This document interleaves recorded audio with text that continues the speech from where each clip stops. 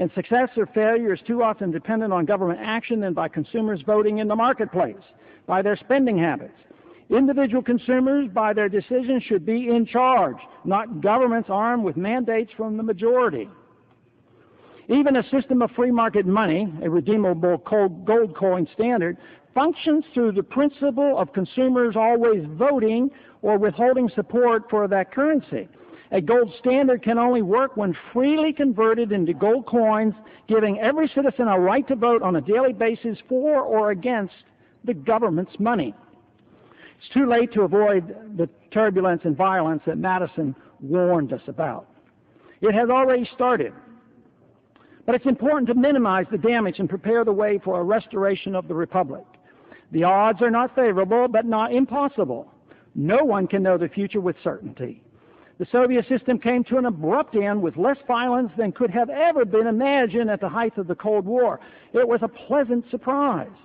Interestingly enough, what is needed is a majority opinion, especially by those who find themselves in leadership roles, whether political, education, or in the media, that rejects democracy and supports the rule of law within the Republic. This majority support is essential for the preservation of the freedom and prosperity with which America is identified. This will not occur until we as a nation once again understand how freedom serves the interests of everyone. Henry Grady Weaver, in his 1947 classic, The Mainspring of Human Progress, superbly explains how it works. His thesis is simple. Liberty permits progress while government intervention tends always to tyranny. Liberty releases creative energy. Government intervention suppresses it. This release of energy was never greater than in the time following the American Revolution and the writing of the U.S. Constitution. Instead of individual liberty being controlled by the government or superstitious belief about natural and mystical events, the activity is controlled by the individual.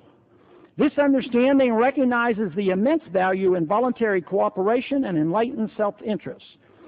Freedom requires self-control and moral responsibility. No one owes anyone else anything, and everyone is responsible for his or her own acts. The principle of never harming one's neighbor or never sending the government to do the dirty work is key to making the system tend toward peaceful pursuits and away from the tyranny and majority-induced violence. Nothing short of a reaffirmation of this principle can restore the freedoms once guaranteed under the Constitution. Without this, prosperity for the masses is impossible, and as a nation, we become more vulnerable to outside threats. In a republic, the people are in charge. The Constitution provides strict restraints on the politicians, bureaucrats, and the military. Everything the government is allowed to do is done only with explicit permission from the people or the Constitution. Today, it's the opposite.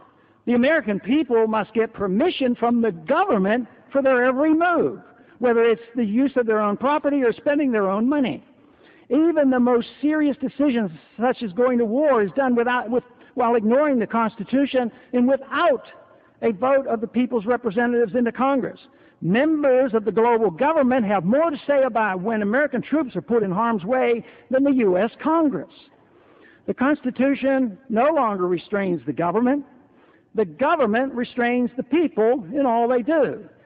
This destroys individual creative energy, and the mainspring of human progress is lost. The consequences are less progress, less prosperity, and less personal fulfillment. A system that rejects voluntary contracts, enlightens self-interest, and individuals' responsibilities permits the government to assume these responsibilities. And the government officials become morally obligated to protect us from ourselves, attempting to make us better people and setting standards for our personal behavior. That effort is already in full swing, but if this attitude prevails, liberty is gone. When government assumes the responsibility for individuals to achieve excellence and virtue, it does so at the expense of liberty and must resort to force and intimidation. Standards become completely arbitrary depending on the attitude of those in power and the perceived opinion of the majority. Freedom of choice is gone. This leads to inevitable conflicts with the government dictating what one can eat, drink,